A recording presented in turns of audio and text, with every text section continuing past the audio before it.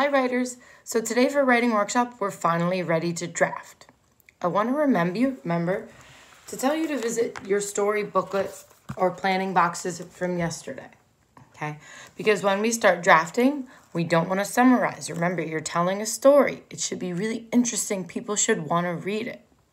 So you're going to draft one scene at a time, making sure to tell the story, okay?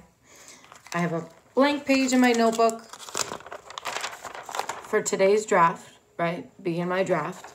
I'm not going to spend my whole time here drafting it because it took me a little bit of time, as you know, with drafting, and I already have it done for you here. I'm going to show you how I got from this to this, okay? What I really did was I was looking back at my planning boxes. I kept thought, okay, here I am entering the line. What do I see around me? Okay, so I started my story there, and I just pictured myself in that moment, looking at my planning boxes. I said, okay, where was I in this moment? What was going on?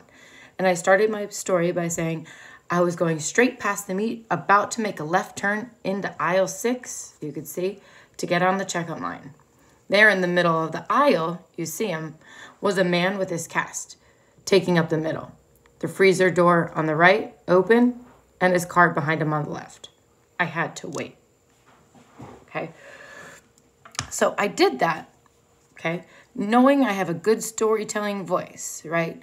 I know how stories usually go. I'm telling it in order of what happened, right? I was going this way, this happened, this was there. But I stopped to add lots of little details, right?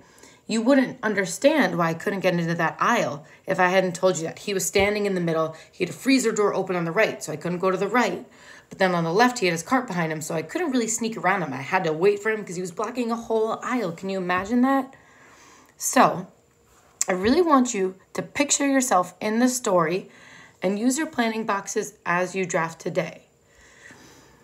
If you finish your draft really quickly, okay, you probably aren't including things like show, not tell, right?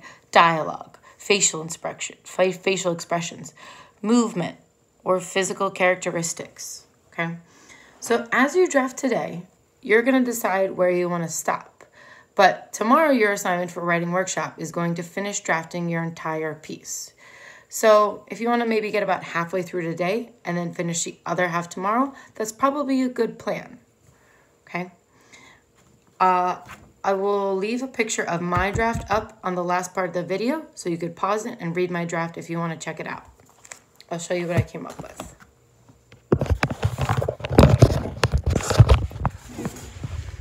Right? If